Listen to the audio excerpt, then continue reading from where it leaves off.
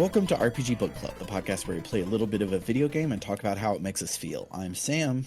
I'm Bernard. And I'm Trish.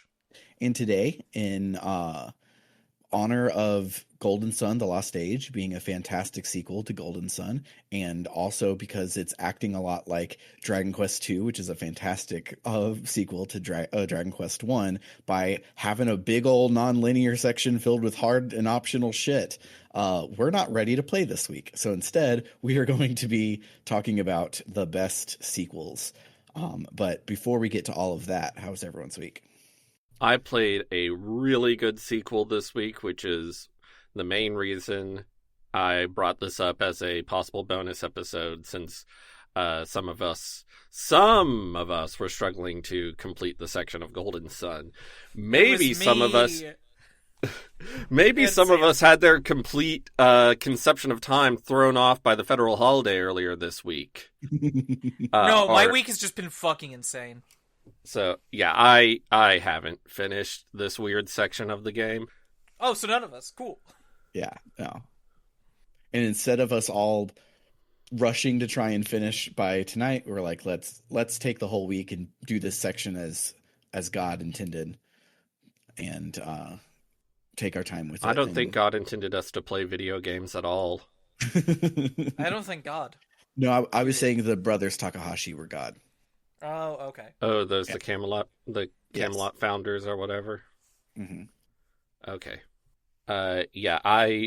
Most of what I did with my free time was playing a really good sequel to a video game.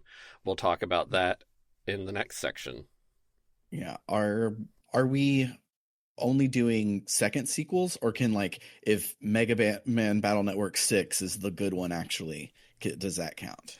I think that counts. I think that counts. And I'm not just saying that because there's a Battle Network, not the second one on my list. I think, I can't tell y'all what to do. Okay, it's true. I know I can't tell Trish what to do. I can probably make Sam conform to my will if I really tried, but... But I'm such a good girl. So yeah, how was y'all's weeks? It's been a fucking ride. So, oh my god. So Tuesday night, I have a sudden bolt out of the blue as I remember that there's a thing that's happening this month regarding my divorce, a step that I might need to do something for. I'm like, when is that? It's tomorrow. That day. It's the next day. And I'm like, fuck. It says so in the paperwork I can attend it via phone call, but this meeting is scheduled for while I'm at work, so I'm going to have to talk to my supervisor. And my supervisor didn't come in until like late that day, and so I was like, oh god, I stressed about it for so long. Luckily, the library director was there, and I could be like, hey, this is happening, and she's like, yeah, it's fine. You have a life to live. Don't worry about it. And I was like, this library director's so cool. So then. My supervisor did approve it. Wasn't an issue. What was an issue is that I found out California, in their infinite wisdom, has done it so if you want to attend any legal meeting in a lot of counties, not all of them, but most of them, if you want to attend them remotely via phone call, there's a company they pay for that. I had to pay over $70 in order to attend this court meeting. That's a whole ass Nintendo game. I do this, and only afterwards do I discover, during the meeting do I discover, this meeting, which is called like a status conference, it was a like half-hour block where it was me and my ex were both there via phone call, and we're one of like 20 plus cases being heard, and the judge is just going down the line, and each one is just being like, so is the petitioner respondent here? Speak up if you are. And then she'll note if either or neither are there, or both. And then she'll go, okay, we'll set another status conference for July. Oh my gosh. And that's it. That's just it, over and over again. So it gets to us, we're both there, she notes that, and says, okay, we'll do another one in July, bye. I feel like spending that $70 on a Nintendo game would have been a lot more fun. You're not fucking wrong. So yeah, that was rough. There's other things that happened that day that was rough. And then the next day, I don't want to get into it recorded on podcast, but I made a big whoopsie at work. Uh-oh. That is caused purely by my own misreading and misunderstanding of a communication from a coworker. And most people at work are cool about it and don't care because nothing actually bad happened. It's just I made a mistake. But one coworker, the one who sent the communication, bit my fucking head off. In a very familiar way to working with autistic people, where any attempt for me to explain, my first impulse is to explain what happened, and she sees that as me trying to foist all the blame for this on her, which isn't how I fucking think, is not what I'm trying to do. And just in general, reacted really poorly.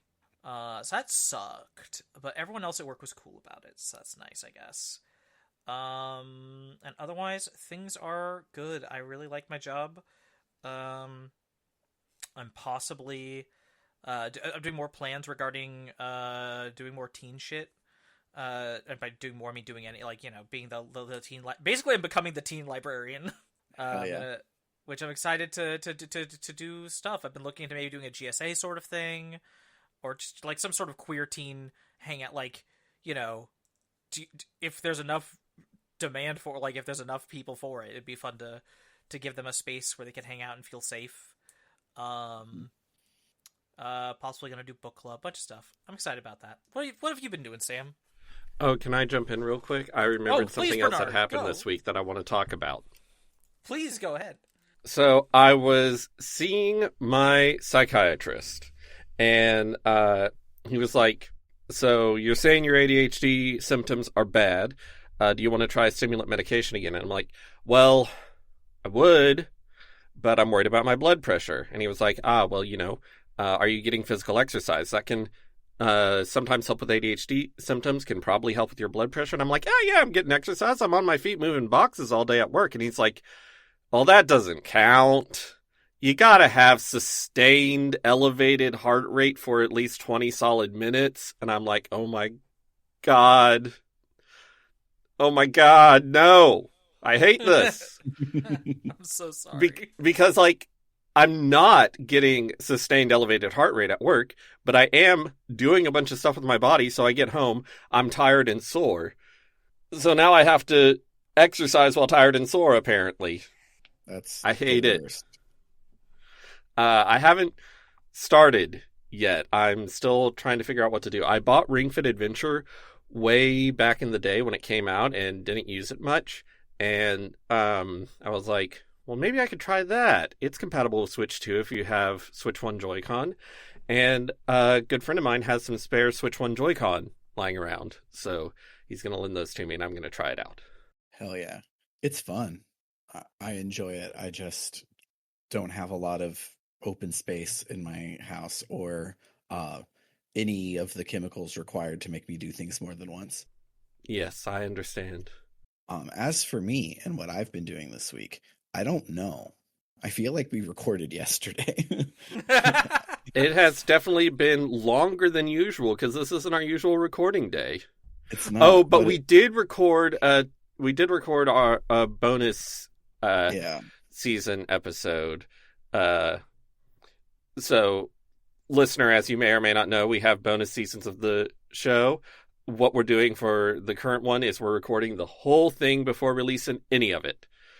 So, we recorded that recently. Yes. So that might I say recently, that was Monday, and it's Friday now. Yeah. So let's see. Monday. Oh, I have some juicy gossip, but it's not mine, so I can't publish it. But we can talk about probably shouldn't. We can talk about it off mic. Because that what are the endangered wolves getting up to now? So that's what my Monday was all about. And Tuesday, I went to bed early, and then Wednesday, I played a lot of Golden Sun and didn't finish.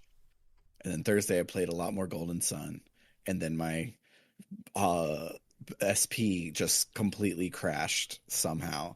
I think I like, because it happened like right as I was like adjusting in the bed, and I think I like put weird pressure on the charging port and it shorted or something, because it just turned off, and I have no idea why. So I had to start Golden Sun over again. So I don't think I've done anything except for play a lot of Golden Sun, and it wasn't even enough. There's a lot of Golden Sun. It is. Yeah. I am now on day I love it. 24 of having a cough, and I hate it, and I want it to be done. I don't like it. Please stop. But yeah. It's funny because when we're recording, I'm like, you sound fine, and then I work with the audio where you can't quickly mute yourself in Discord, and I'm like, oh, he's struggling. Yeah.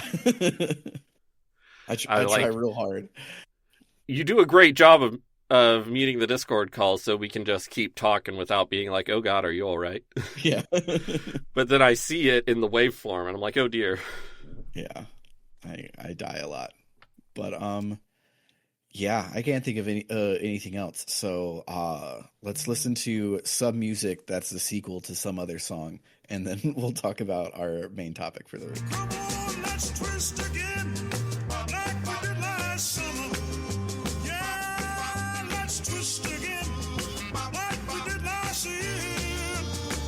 Do you remember when things were really humming? Yeah, let's twist again. Twist time is here. Round and up and down we go.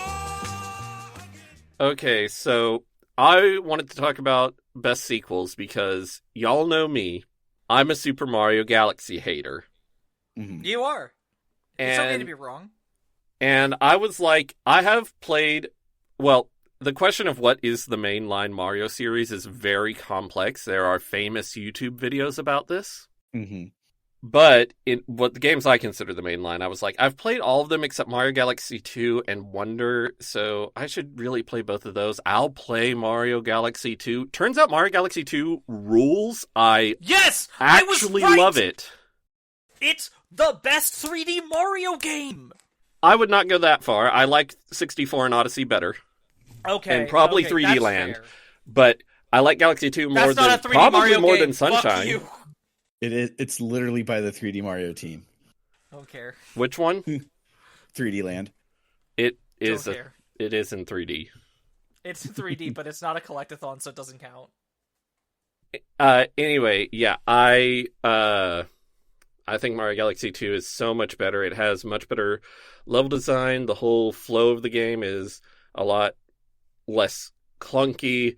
I love Rosalina, and I love the observatory and the music that plays there, but just navigating it to get to the different levels I found annoying.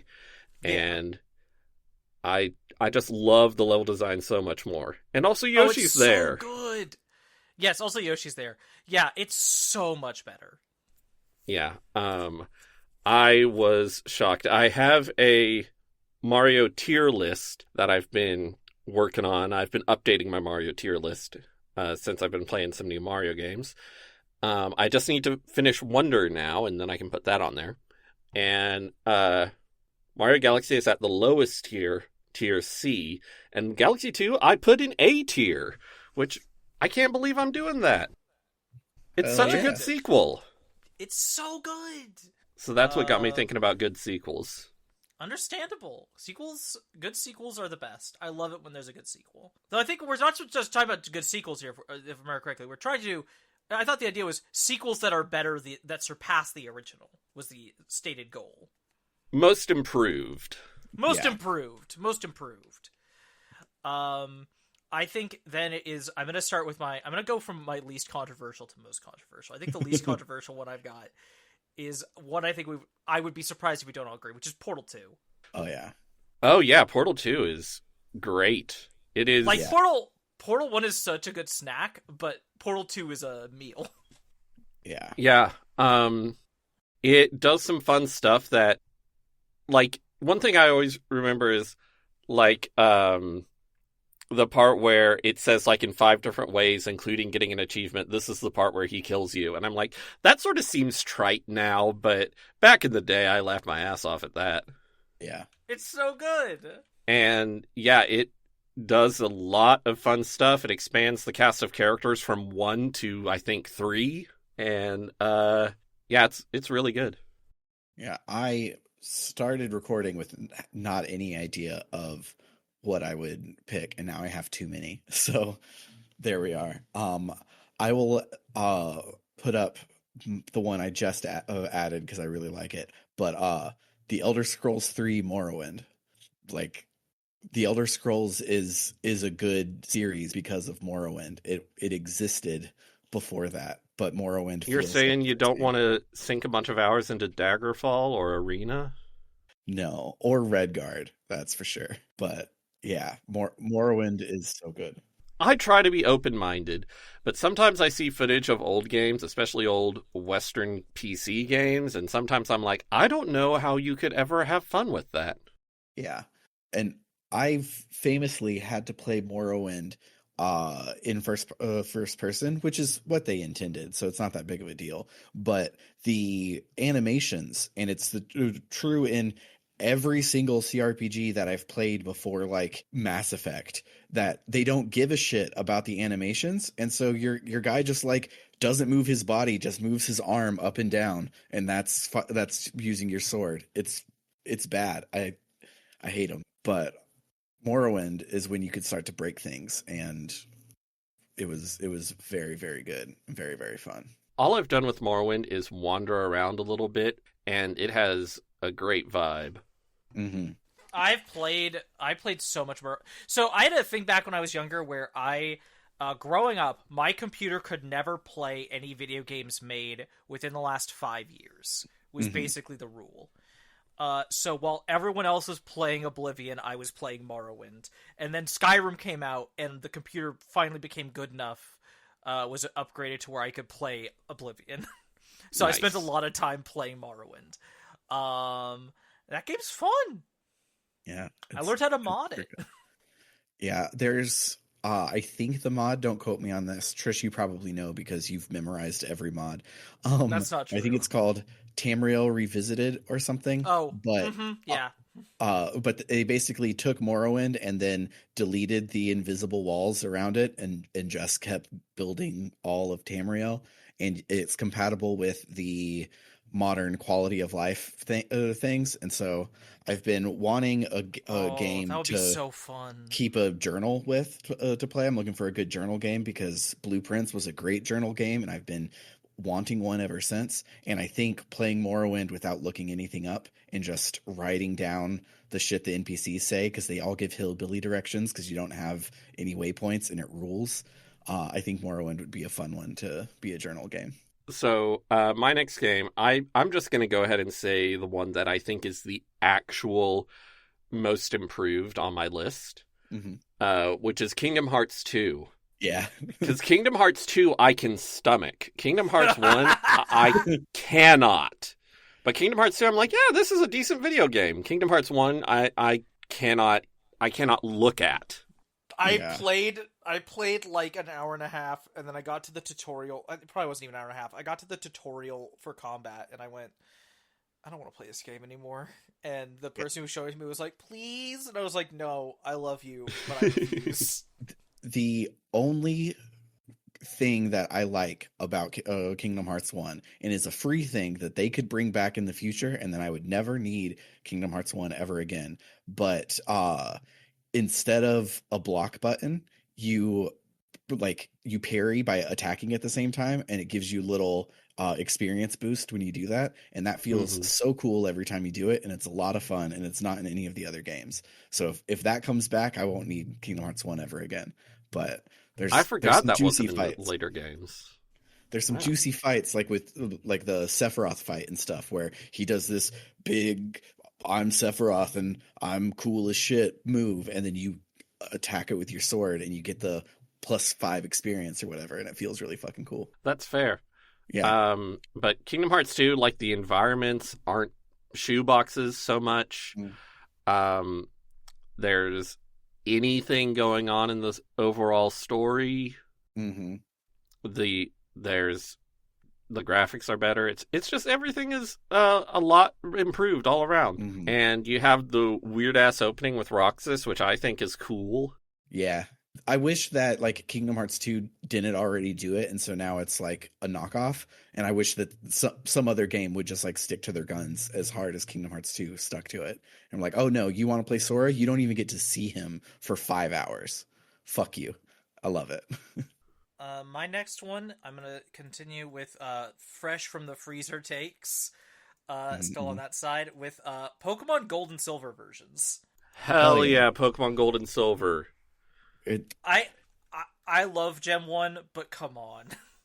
Yeah. Yeah, Gold and Silver are Pokemon, the functional video game. The functional video game, like, the functionality is just so improved. But also, we get shiny Pokemon. There's time of day. Days of the week. There's a radio. There's a phone.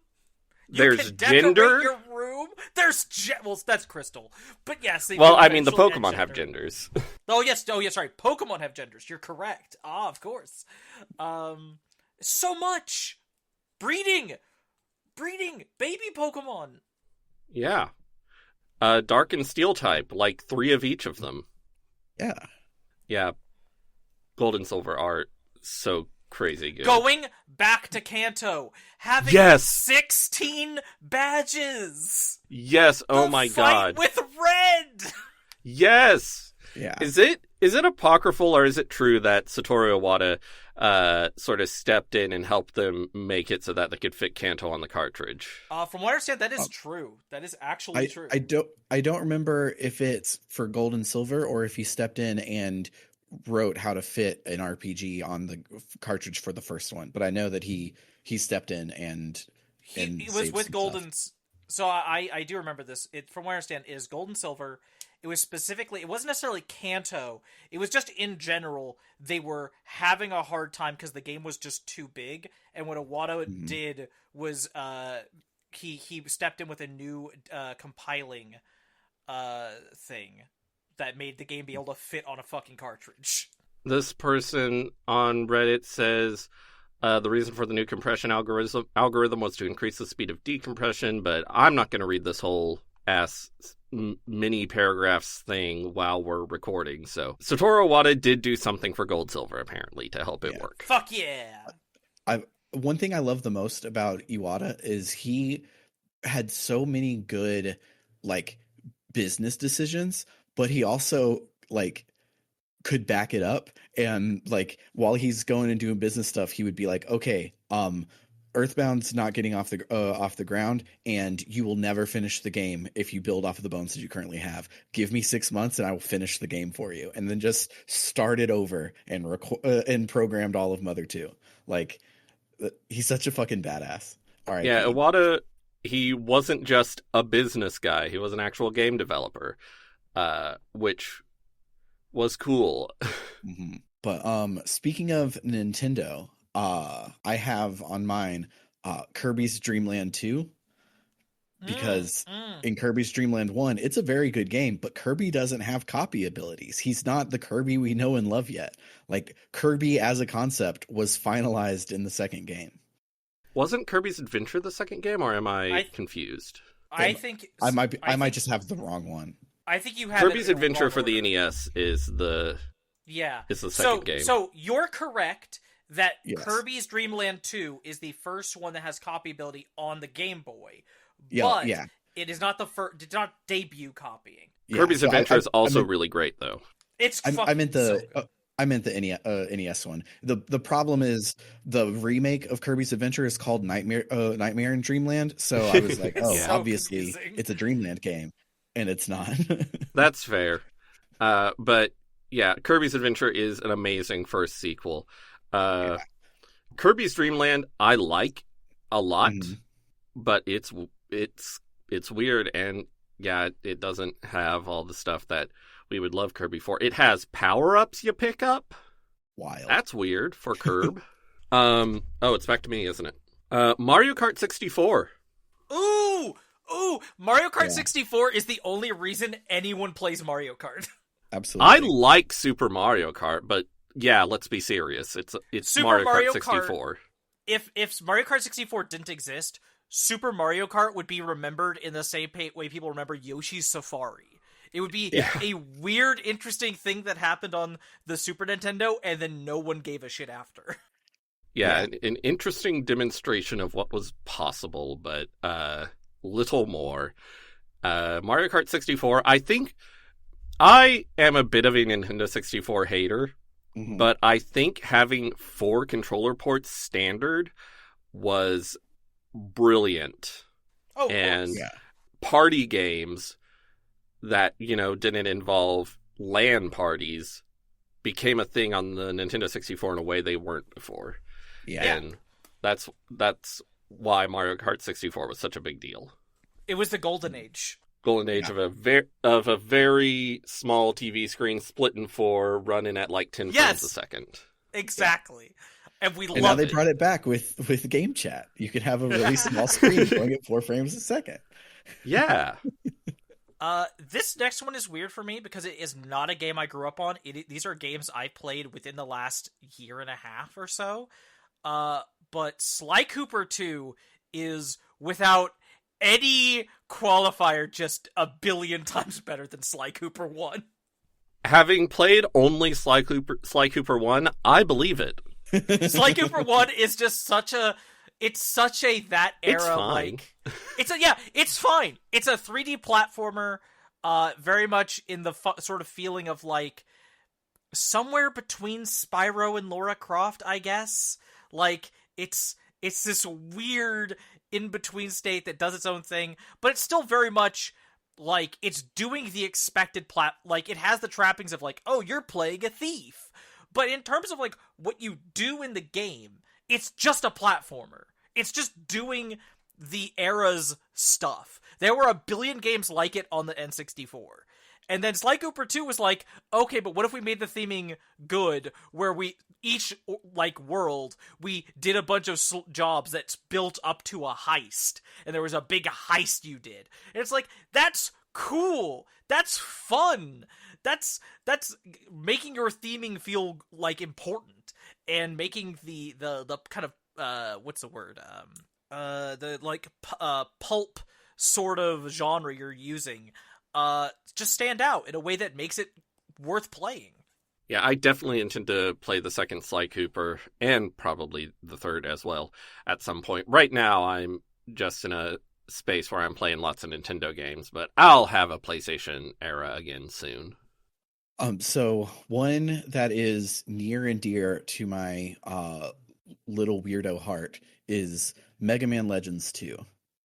I recently replayed both Mega Man Legends and Mega Man Legends 2, and Mega Man Legends is really good. And while I was playing it, I'm like, oh my gosh, like, I can't believe that the first third-person shooter, as we know it, is a JRPG. This is weird. Also, turns out it's a Metroidvania, and that's also really cool. Like, this game is awesome. And then I play Mega Man Legends 2. I'm like, oh, this game's good. The first one is it's really good, and like, it's playable. It's not like it's bad. But everything that's cool about it is its place in history and a lot of the cool ideas that it has. And then in the second game, you have a lock-on button. You can move and shoot at the same time. Like, there's just so much about it that just makes the game so much more fun. It becomes a third-person shooter Zelda-like, which is a very cool genre thing. So it's not as much of a JRPG Metroidvania, but it's still really fucking good. And the overall Mega Man story of it all is kind of just, it shows up for the final boss in Mega Man Legends 1, and you're like, oh, okay, I guess this is what the game's about now. But in 2, it's like the background of everything going on is Mega Man trying to figure out who he is and all that shit, and it's so good. I need to play those games. Have you played The Misadventures of Tron Bonne? I have played like the first 2 or something missions. I had it on my 353V, which is where I played Mega Man Legends 2 back to back. And I think I had just done that enough by the time I'd started Tronbon, and I've been meaning to get back to it. Oh, Tronbon was actually released in between them? Mm-hmm. Interesting. I've only played the beginning of Mega Man Legends for the JRPG canon, if I recall correctly. That's why I played it, and it has good graphics. It really does. It's kind of insane how good it still looks, because I say this with love as someone who loves the PS1 aesthetic, but most PS1 games are ugly. Yeah. They're ugly in an aesthetic way that I really enjoy, but they're ugly. Mega Man Legends, I don't have to be like, oh, look how cool this low poly thing is. It just looks good. It's just a good looking video game. Yeah. As someone who has never owned a PlayStation in her life, PS1 games are ugly. Yeah. I mean, you can't say that across the board, because, you have, like, Final Fantasy IX. Okay, whatever. Yeah, Wait, is Final Fantasy... Wait, is Final Fantasy PS1? Yeah, Final Fantasy IX is PS1. Fascinating, okay. Yeah, you get Final Fantasy IX, you get Vagrant Story. Like, I'll even give it to Metal Gear Solid for its cinematography, not necessarily for the quality of their models. But you have some games that look good, but the average game is just flicky and just jaggy. That's all you get. Yeah. So I am going to say Donkey Kong Country 2. I'll take your word for it. I like Donkey Kong Country 1, but it has some problems. I think the collision is weird. Like, the hitboxes on things are weird, especially when you're on that frog. Mm-hmm. It feels so weird, and you never quite know if you're jumping on something or not. And also, the camera just gets positioned weirdly, and I don't like how it feels sometimes. Overall, I think it's a good game, but it has problems. And I don't want to say those problems are completely gone in Donkey Kong Country 2, but they're a lot better, and it's just really solid and really cool. Yeah, I still haven't finished Donkey Kong Country 2. I played a little bit of it, but not enough to rank it against Donkey Kong Country 1, the only other one that I've played. But I was enjoying it. It feels weird to me that other people can have not played the Donkey Kong Country games, because I feel like I've always have played them. Yeah.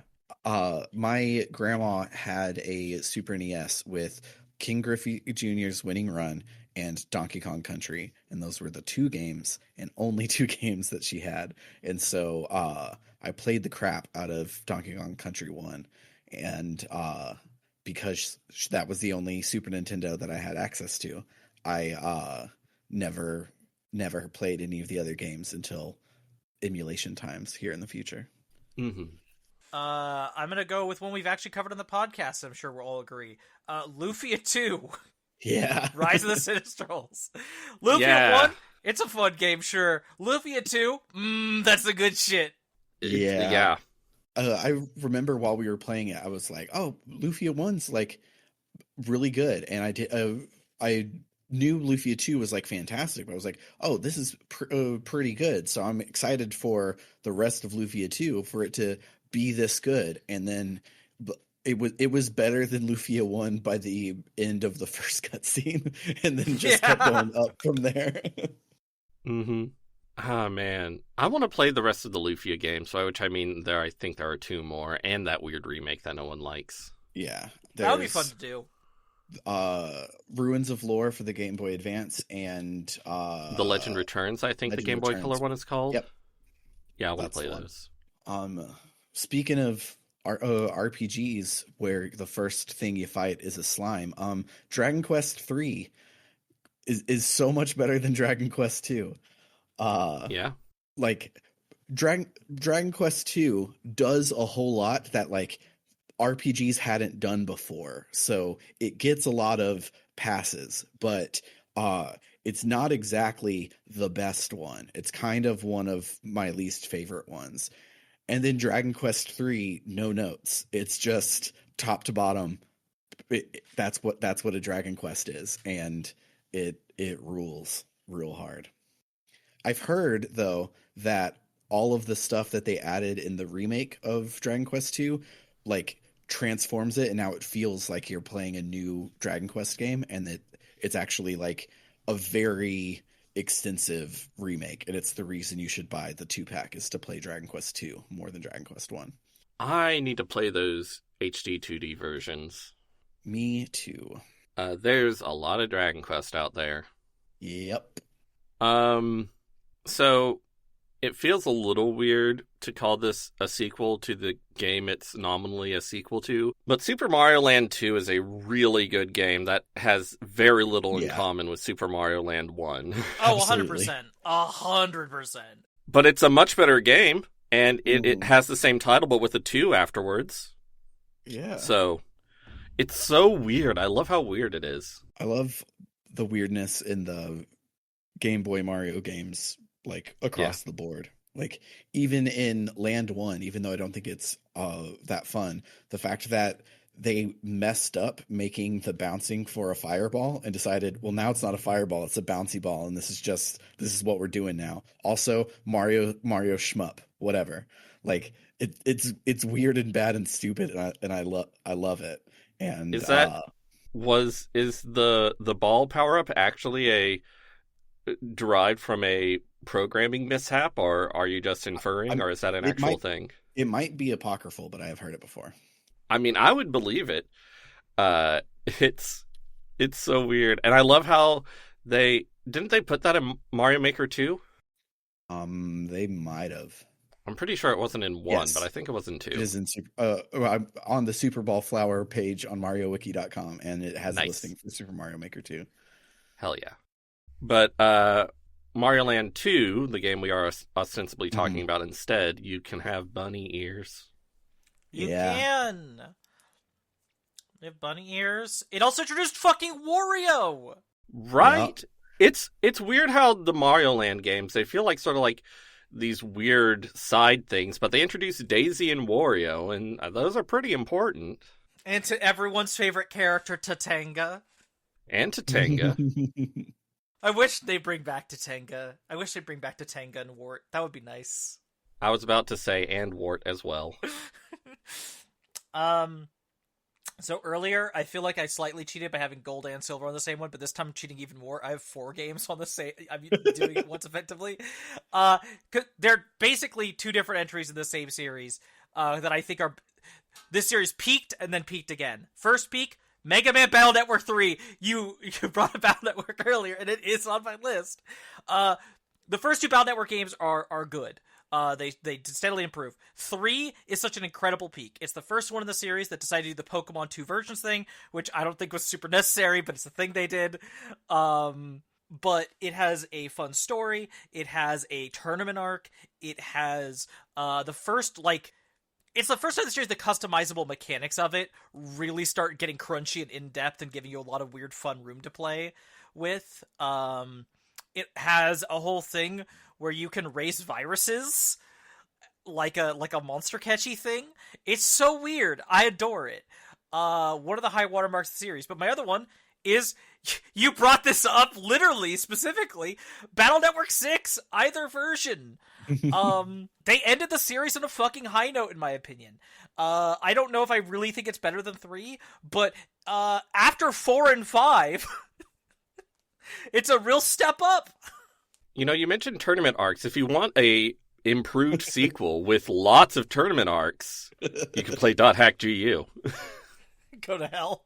It is better than what came before, and it has lots of tournament arcs. It's true. But 6 specifically, I do want to just call out the fact that they, I think the stories of all the games are, to a different extent, fine. Like I said, I like the 1 and 3. The 1 and 3 is also just kind of fine. But 6 is kind of the first one where it felt like, I don't want to say it had more stakes, but it had more momentum to it. Because the whole concept is, yeah, you're not where you were. You had to move to a new town, and you've lost all your old friends. Like, they're all long-distance friendships now. And you're having to make your way in this new place you don't understand. And it feels like an actual new chapter in our protagonist's life.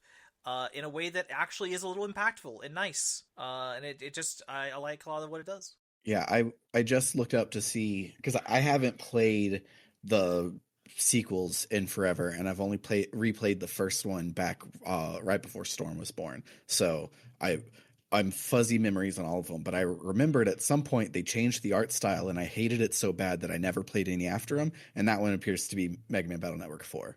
And Oh yeah, so four is the worst one. It is, yes, the art style's bad. It also, the gameplay sucks, and the pacing of the story sucks, and it's just, I don't know what they were doing. 5 is better, but I'm still not a big fan of 5. 5's whole thing is like you're on a team, and so you can switch between several different net navis, and there's some other new mechanics they add, and it's like, cool idea. I don't really like it in practice. And then 6 was like, we're going back to basics, but just turning it up to 11. But they still don't fix the art style, so I won't believe you that it's good. Fuck you. I just went and I checked the Spriters resource for 4, 5, and 6, and all of them have the weirdly small and then outlined version of the art, which I don't like. Okay. Yeah, I'm bad and I have bad opinions, so that's that. This is true. Speaking of arcs, I'm counting this one, even though it's the 4th and 5th game of the series. But the Crossbell arc is so phenomenally better than Trails in the Sky, and I think Trails in the Sky is one of the most important and like no notes video games that have ever existed. It's kind of insane how much better Crossbell is, improving on something that already was really good. Yeah, Trails in the Sky is already like a masterpiece trilogy, and then the Crossbell arc it's better. It's better. It's so all good. There is to it. And that's the one where you play as cops. I shouldn't like it, but specifically you play as cops where the renegade police chief is like, "Hey, we're going to actually help people now. I can't trust any of the real cops to do it. We're going to have people who actually like talk to the community and do the things that need to be happening." And so it's kind of anti-propaganda despite you playing as cops. So I like it. It's so good. Man, I'm having a lot more that I want to talk about than I thought I would. Mm-hmm. This is in no way the peak of the series. Lots of stuff that came after it is better. But Assassin's Creed 2 is the reason every game was Assassin's Creed for a while. Yeah. Assassin's Creed 1 was really weird and ambitious and not a very good video game, and everyone... No. My perception is that most people are just sort of like, oh, this is the next gen. This is what we're getting. But then Assassin's Creed 2 is like actually good and really fun. Yeah. I played Assassin's Creed 1 on my college roommate's Xbox. And as you do. I was ready to never play another one again because all of the really cool like people interactions that they have in those games did not exist in the first one. You just had drunk people that punched you and broke your cover. And by the end of the game, instead of doing anything to make it harder, they just put a lot more drunk people to punch you and ruin your cover. And its controls being like each button corresponds to a part of your body, A, doesn't work, and B, is kind of super weird. And then Assassin's Creed 2 is just really fucking good. I have nothing to say about Assassin's Creed. I've never played it, and I have no interest in ever playing it. I feel weird because, like, normally my taste is for freaks, but I like Assassin's Creed a lot. Yeah. But I'm done talking about Assassin's Creed for now. Do you have another one, Trish? Oh, I've got 4 more. Nice. Go for it. Next one, Dragon Warrior Monsters 2. Hell yeah. I prefer Terra's Adventure, but Kobe's Adventure is fine too if you want to be a boy for some reason. Actually, it's called Kobe's Journey. You're right, Kobe's Journey. I'm sorry, you're right. I'm a fake fan. So here's the thing. Picking this one was genuinely, I struggled on it, and I'm not even 100% sure about it. Because I generally think, on most levels, the second game is a more well-constructed, has more going on game. Mm-hmm. But the first game owns a part of my soul, But if I choose to forget that, then the second game is just much better. I love these games, but the first one, every area you go to is the same set of random maps that you just kind of walk around between, and it only has interesting things at the boss rooms, and that's it. And in 2, every world is its own world that has, it feels like a Dragon Quest game. Mm-hmm. Yeah. I played the crap out of Kobe's Journey back in the day. I didn't have Pokemon, and I didn't play Dragon Quest, but I had Dragon Warrior Monsters too. Same. And that was it's weird how long it took me to play regular Dragon Quest games for how much I loved playing Kobe's Journey. But I recently looked up, because I never beat it back in the day, but I remember what the monster sprite that I couldn't beat looked like, and I was like, oh, I wonder how far I got in the game. He was the final boss. I never beat the final boss. I didn't know he was the final boss back in the day. I thought I just had a lot more game to go, but I was unable to beat the final boss as a young lad. Understandable. The final boss in that one was pretty tough. Also, big thing I love about Warrior Monsters 2 that the first one doesn't really have. It has a classic thing of the Game Boy era, weird shit that is in the game's code that you can't really get in the actual game. Love that kind of stuff. There are 3 monsters you cannot get through breeding. I remember hearing when I was a kid, there is a way to get it in game, but it is so arcane and impossible. The only way I've ever seen it is just using a Game Shark.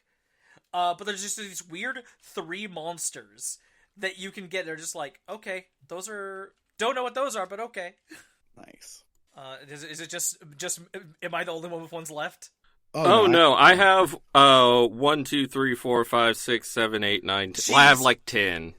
Oh my god. Okay, please go ahead. Okay, you mentioned that the first game owned your soul, but the second game you have to admit is better. That's how I am with Pikmin. Pikmin 1 is so special to me, but Pikmin 2 is Pikmin the video game. Yeah, I almost put Pikmin 3, and it's only because I haven't played Pikmin 2. But I went back to play Pikmin 1, and I was like, it's okay, but Pikmin 3 fucking rules. I think Pikmin 1 is better as a contained piece of art, but Pikmin 2 is just, there's so much shit in that game. It is so much, and it's so good. And similar is where the first game is so special to me, but the second game is obviously the better game, is Katamari Damacy and We Love Katamari. Absolutely. It's like not close. I was playing, thankfully I played them in release order, playing the remakes, and so I played Reroll, and I was like, oh, this was fun. I see why people liked this. I want some more. I'm going to play We Love Katamari. I'm like, oh, this is why it's a series. This is why it has staying power. This game is really freaking good. Yeah. I will take your word on that. I definitely would need to play those games at some point in my life. We're getting to the point on my list where we're getting into actual spice. We're getting into weird hot takes now. In increasing weirdness. I think I'll start with just Metroid 2. I think Metroid 2 is better than Metroid 1. Absolutely. Thank 100%. you. Okay, good. I'm glad you both agree. Metroid 1 is one of those games that I'm like, this is so, it's pivotal. It's pivotal. It is great that it exists. I can't play this game. It is. Absolutely. I've tried playing it so many times. It's so hard to rock. I played all of Metroid 2 a while ago. On original Game Boy, and it's so fun. It's such a good game. It is. It is, and it's such a unique Metroid game. The format is just so different, and it added several key bits of equipment that the series, I don't know where we would be if we didn't have those in Metroid. Yeah, Metroid 2 Return of Samus was definitely on my list. It is. Yeah. It is so good. It's so good. I'm glad you both agree on that. I feel like there are people who would very strongly disagree, but I wasn't sure with you two. But I'm glad that you're both on the side of history. Metroid 1 is very important, but it has so many problems. Mm-hmm. You'll, enter a room and just enemies will start owning you before you can put an input in. Mm-hmm. How about Pokemon Card GB2 Great Rocket Dance Sanjo. Hell yeah. Oh, definitely. Have y'all played that? I have listened to the OST of the second one, and just from that, I believe you. Yeah, but you've played the first one? A long time ago. It's been a hot minute. I spent a large chunk of my childhood playing the original. I love it to death. And I've only played with the second a bit here and there, but it's like, yeah, it's definitely the better game. Yeah, I think both games are an absolute miracle of graphic design. I don't know how they put a whole trading card game onto a Game Boy screen, and I don't hate it. It's incredible in my opinion. And Agreed. The second game, I was playing the fan translation, and at first I was like, oh, I'm going around the same area with the same music and stuff. But then very quickly you unlock like the second map with all the new music and shit, and it was great. My next one... Oh, God. I was going to say, every time I go back and I look at like the screenshots from it, I'm like, how is there this much information in 180 by 180 pixels? Yeah, seriously.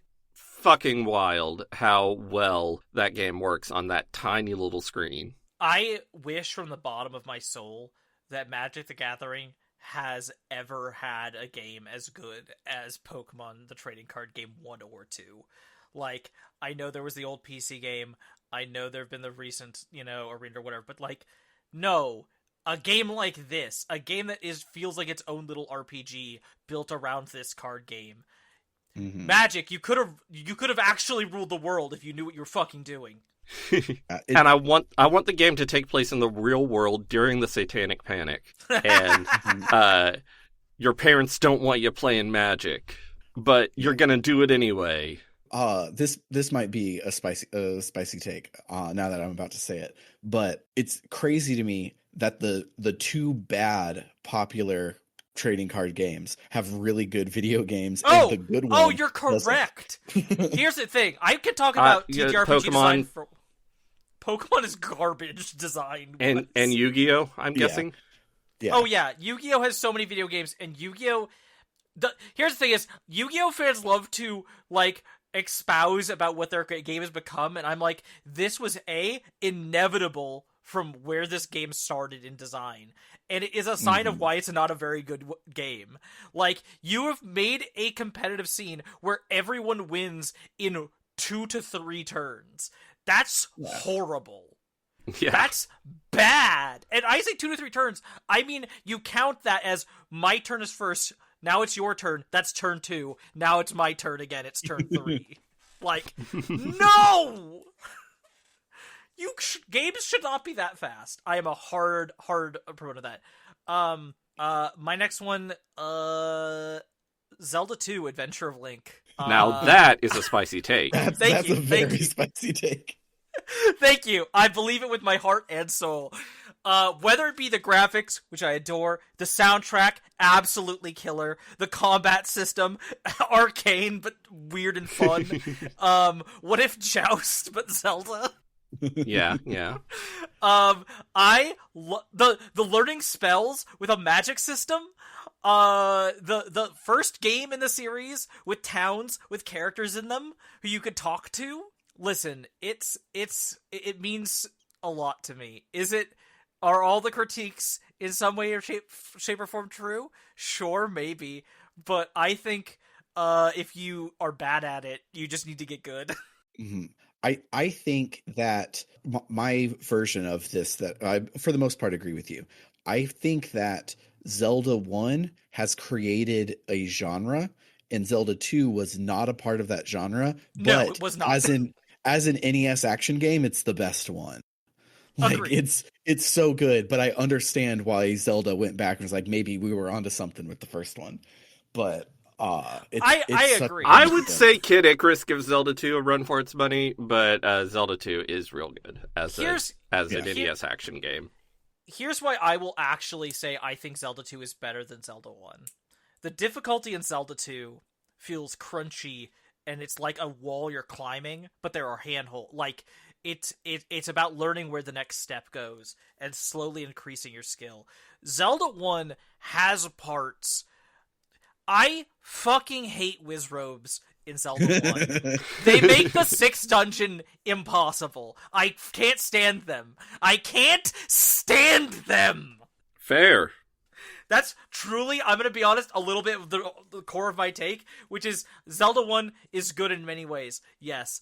There are ways it's extremely bullshit. Yeah. Absolutely. So this one is an old, tired take, but I gotta say it. Mass Effect 2 is a very good video game, and Mass Effect 1. Yeah, I mean, we can't really not mention Mass Effect 2. Here's the thing. That came up with my girlfriend when we were on the date before the podcast started. And I said, my spicy take is I don't necessarily agree. Nice. There's a lot in Mass Effect 1 to love. And like, there's a reason that we were all excited for the rest of them. I don't think Mass Effect 1 is very bad. I think a lot of the things that make it cool and interesting made it a little less fun, and I don't mind that they're gone in Mass Effect 2. And see, here's my feeling. Mass Effect 2 it's a very good game. It's a very good game. But I think it's one of those things where the game is very cinematic. It is bringing a lot of storytelling things. I say from other genres, a lot of it's from TV. Let's be honest here. And, it does a lot of these big pivotal choices things, but it is, because of that, it feels like, I'm not gonna say it feels a full-on, like, it is an action version of a Telltale game in some ways. Yeah. And that's fine, but it doesn't feel like an RPG, and the first game is an RPG. Yeah. And yeah, that's fair. And because of Mass Effect 2, the series basically stopped being an RPG. And I miss the RPG qualities.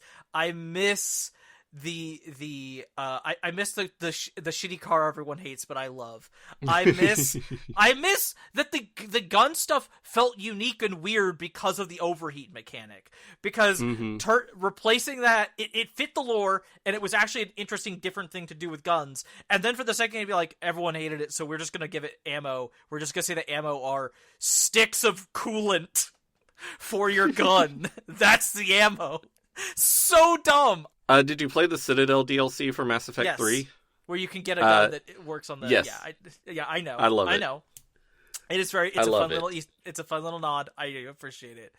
I just, in general, the first game has a feeling to it that not only no other video game, but I'm going to be honest, I don't think I've ever had a piece of art that gave me the weird vibes of Mass Effect 1. It's in this weird gray area limbo between Babylon 5, pulp sci-fi, RPG, like computer RPGs, and shooters, in this weird gray space between all these places that is a fun place to live in for a little bit.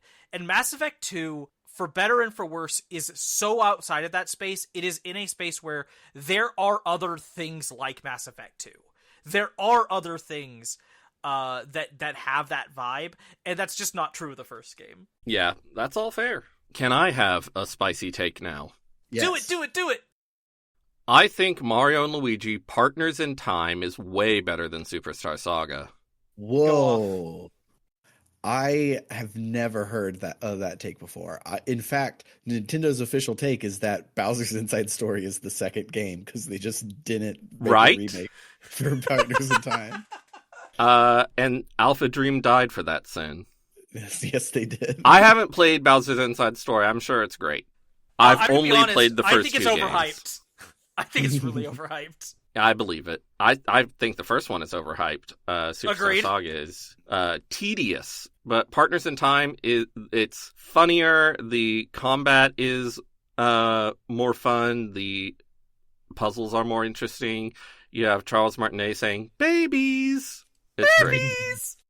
I'm on my last one, and I think this might be the spiciest, that you might disagree. I think the Zelda 2 one was spicier. I think Final Fantasy 2 is better than Final Fantasy 1. It's definitely more interesting, and being interesting is important. I think that the level system thing is not the worst. I think it's kind of fun. I think the fact it has a story and plot, and the like learning keywords system is so interesting, and I wish other games had played with something like that, especially in that era when that was a easier way to do storytelling in like low memory systems. It's like you said, it's just more interesting. Final Fantasy 1 is less imperfect, but that's why it's also more boring. Yeah, Final Fantasy 2 always makes me think of that drill tweet, pistol whipping myself to gain endurance. The funny thing is, when I was a kid, I think I did hear about that, but when I was playing Final Fantasy 2, I was playing it legit. I didn't want to do any of that kind of like, oh, here's how you cheese the system. I wanted to be a good girl and play it correctly. So if that's your last one, that means that you were a coward and you're afraid of Maddie. So I will say it. Banjo-Tooie is better than Banjo-Kazooie. I don't actually believe that. I'm just going to say this right now. It was a joke I made. I think Banjo-Tooie is not better, but I do think it's very good and I love it. Yeah, it's it's a 3D adventure game with light platforming elements, as opposed to Banjo-Kazooie, which is one of the greatest platformers ever made. I think Banjo-Kazooie 1 also is not a platformer game. I feel it has just as little platforming as the second one does. But you're wrong. No, Sam, you're wrong. That's an incorrect opinion. I have played it like yesterday. It's my comfort game. Both of those games are my comfort game. There's very little actual like platforming challenges in Banjo-Kazooie, but that's not what it's about. So much so that when that is what it's about, it's fucking hard and not very fun. I'm looking at Rusty Bucket Bay in particular. I see what you're saying. I just don't necessarily think so. I guess this might be an area where we're disagreeing on what the word platformer means. Because I don't think a platformer game, or being a great platformer game, requires tricky platforming element. God damn you. God damn you. I'm saying, if you're running around and jumping in a way that is responsive and where the controls are meant to give you that kind of platformery feel, that's a platformer. And you're doing that. You're running and jumping and exploring and stuff. It's a platformer. No, you're not doing super hair-tight fucking jumps that if you don't hit the A button at the exact right moment, you die, except in Rusty Bucket Bay. But, like, that's okay. That's not required to be a really good platformer. Yeah, I now that you've told me, I also don't think that Banjo-Kazooie 1 has a lot of running around and jumping. It does! That's what you do in Banjo-Kazooie. That's literally what you do.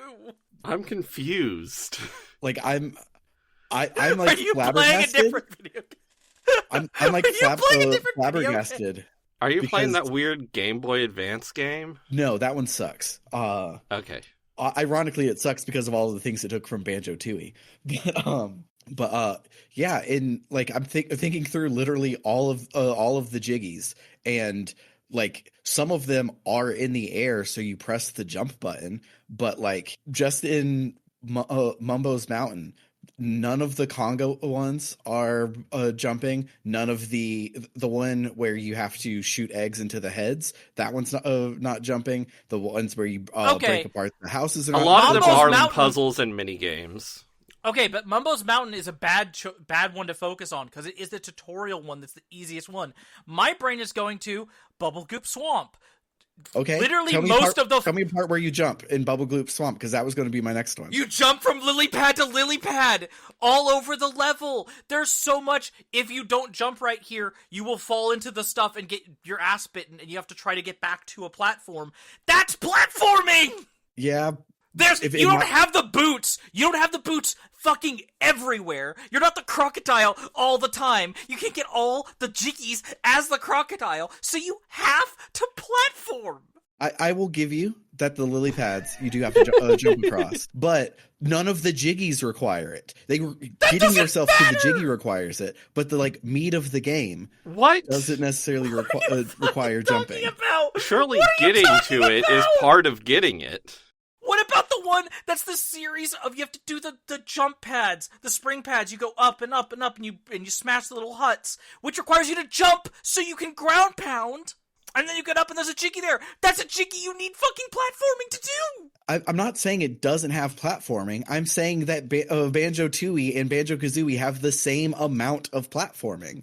I never said it doesn't have any. I said it has the same amount as You said Banjo-Tooie. it's not... Okay. I was going to say Mad Monster Mansion is the other world that does the best job in improving it. But, you know what? Okay, that's your statement. I disagree, but you can continue with that belief in your brain.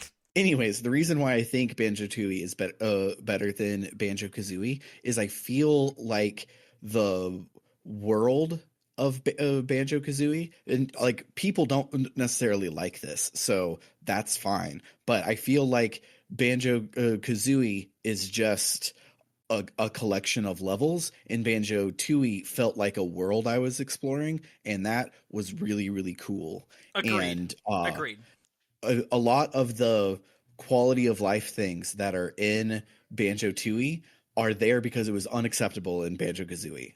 Notes being a high score and the fact that you have to have all but like 50 of them to beat the game is fucking stupid and a bad idea, and that's why it's not there in the Xbox version. But the graphics are better in Tooie. I like the interconnectedness of the worlds, even though nobody else does. I like it. I do like it. I like the fact that when you're shooting eggs, you get a reticle.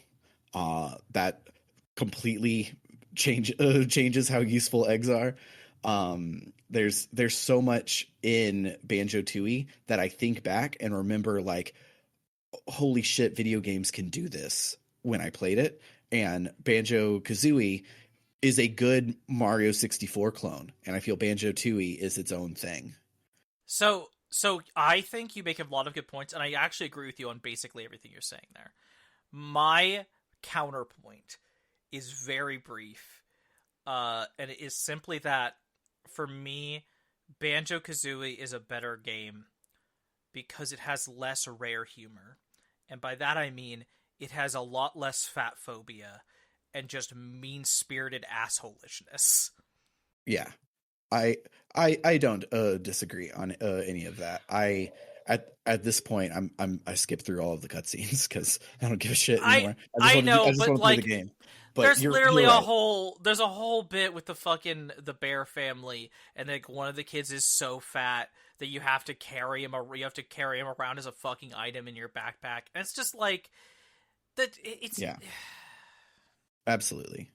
My big problem with Tooie is I feel like the levels are just too damn big. Takes so long to get anywhere. Yeah, if you beeline it to Cheeto as soon as you start and you put in and you buy the cheat code to make Banjo faster, the game is way better. So if they don't just do that and make Banjo faster, I think they should have just not been beholden to Banjo-Kazooie and upped the number of MacGuffins in each world so that it's not like, oh, I have this big empty hallway and I have 3 notes to grab in this big empty hallway. If you had like 30 notes in that hallway, you would constantly be doing something and the bigness wouldn't matter as much.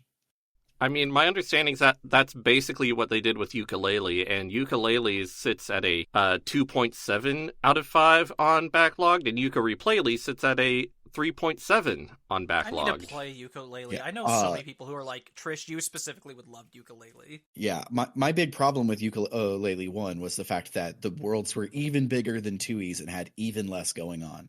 Ooh, and so I want to play Replayly because just from that first trailer, I was like, that level's smaller.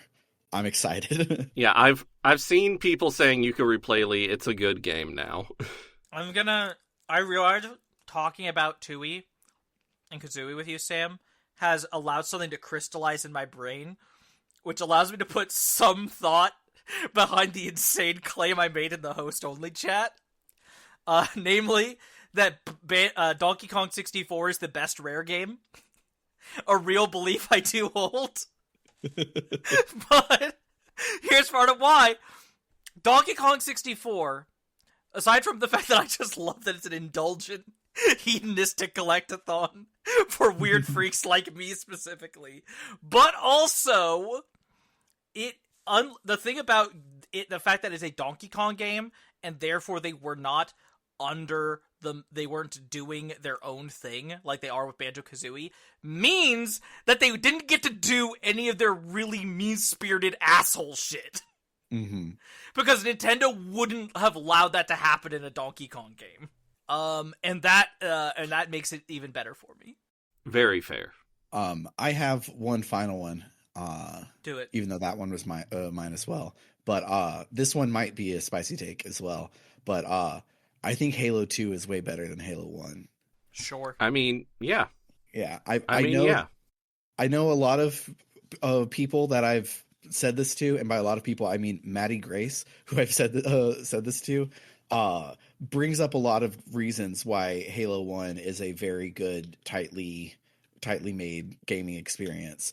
But Halo 2 made me give a shit about Halo, and I've listened to my best friend in the world, the game professor, wax poetically about Halo 2's way of talking about religion and how it made him feel things, which is why I agree with you and believe you. Sure, I've played a little bit of Halo here and there, and I went, this is a very good game for people who aren't me.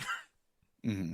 I think Halo 2 might be a little bit for you because it does some weird things, and I don't like weird things, but there's plenty of games. You don't have to take my word for it and play it, but it does have weird storytelling things that I really like. I 100%. I mean, I've heard Sam explain the entire plot. Game professor Sam, not you, Sam, explained the plot to me before. But here's the thing: it's also a first-person shooter, and I don't really like first-person shooters. Yeah, I don't blame you for that. We've been going for a while, so maybe we should just speed through the rest of my very long list. Go for it. Super Smash Bros. Melee. Yes. Oh, duh. Super Mario Maker 2. Yes. Yeah, agreed. I feel like Super Mario Maker 2 just was what we wanted Super Mario Maker 1 to be. Mm-hmm. There are a lot of really good videos by Steve Gaming that disagree with you and make good points, but I think the proof is in the pudding, and I think Mario Maker 2 is better. Paper Mario: The Thousand Mario Year Maker Door. 2... Oh, easy, yeah. Also, I was gonna say, did Mario Maker 2 add the Ghost House? Wasn't that not in the first one? Or was that in the first one? I can't remember.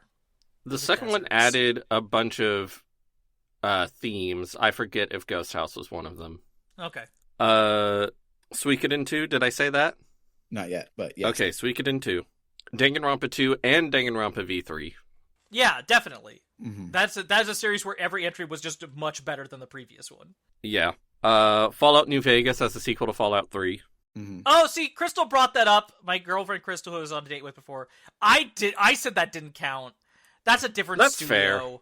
Fair. It's another entry in the franchise, but it's not a sequel. I sort of consider it as such because, like, the engine and the gameplay are very similar, but I think it's fair to not consider it that. Okay. Majora's Mask as a sequel to Ocarina of Time. Yeah, that one was on the list earlier, but I just didn't say it. I think I lose a lot of weird little freak credit when I say I do just think Ocarina of Time is better than Majora's Mask. I love Majora's Mask deeply, but I think Ocarina of Time is just better. I mean, honestly, that's a weirder opinion. Mm-hmm. I know, but most people I know great. are more Majora's Mask fans, and it's considered the weird little freak opinion in their view. Like, they think they're the weird freaks for saying that. I mean, it's a weird, freaky game, but I don't know. It's complex, this discussion. Oh, I did just remember one that wasn't on my list, but it almost, again, doesn't count. But The Legacy of Kain sucks. The Legacy of Kain Soul Reaver is a good video game, but after that point they split into two different series, so it kind of doesn't count anymore. But it was the first sequel to Legacy of Kain, and I don't know shit about those games. Legacy of Kain is a boring CRPG for the PlayStation, and Soul Reaver is a 3D Metroidvania. Okay. I know which one of those I would rather play. Mm-hmm. Which one of those genres? Astrobot as a sequel to Astro's Playroom. Yeah. What if we made the game a whole lot fucking bigger and also made the power-ups not suck? Mm-hmm. God, I love Astrobot. Mm-hmm. Donkey Kong Country Tropical Freeze is a lot better than Donkey Kong Country Returns. Yes. That's not a hot take. No. It's pretty. Yeah, it's a cold take appropriately. Yes. Frozen. I mean, I've got some joke ones. Super Mario World 2 Yoshi's Island is better than Super Mario World. Here's the thing. You say that as a joke. I might actually believe that. No, I agree with the statement Yoshi's Island is better than Super Mario World. I think calling it a sequel is silly, though. Oh, yeah, fair. Yes, of course. It is very clearly a prequel. Mario's a baby in it. That's true. He's not Benjamin Button. He grows in the normal way. In that case, Donkey Kong Bonanza as a sequel to Super Mario Odyssey. Yeah. Yeah. It's stupid. Like, again, similar to the thing I said about Trails, Mario Odyssey is one of the most influential, most important 10 out of 10 no notes video games, and Donkey Kong Bonanza is better in every way. I need to play Bonanza. It's so good. I need to get a Switch too so I can have a working Switch. Yes. Yeah. Yeah, I think I want to stop there. I think I'm done. Yeah. I've said a lot of games. These are, in fact, multiple games. So, yeah, that will do it for the week. If you like what you heard today, you absolutely should head on over to www.rpgbook.club, because if you donate to the show, you will get bonus episodes, which is basically just this. This one, we sat around and we made a list, but usually we sit around and we read a Wikipedia list and we riff on it, and that's the bonus episodes. So if you liked today in particular, the bonus episodes are for you. We also have bonus seasons of the show, such as Tales of Podcastia, the Escape Pod, and the JRPG Canon, for more directly video game related topics. If you up your donation from $5 a month, I think I accidentally got excited and didn't say $1 a month gets you into the bonus feed. Yes, for the Gadabout tier. Yes. If you up your donation to $5 a month, you access the Warrior tier, and you get your name read at the end of every episode, a little like this. Shoutouts to Dragon Slayer 19, Freddie Rodriguez, and JFro Prime. And then if you really, really love us and you want to become one of our luminaries, you can donate $20 or more a month and get a short one-sentence shoutout or advert read at the end of each episode, a little like this. Shoutouts to Kale Dronis, who says to check out Podcasters Assemble. It's a documentary-style, crowdsourced movie hype and rewatch podcast.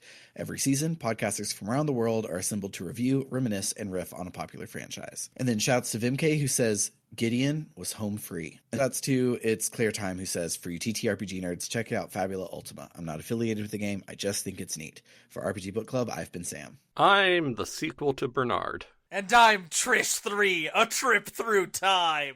Toodaloo, folks. Bye-bye.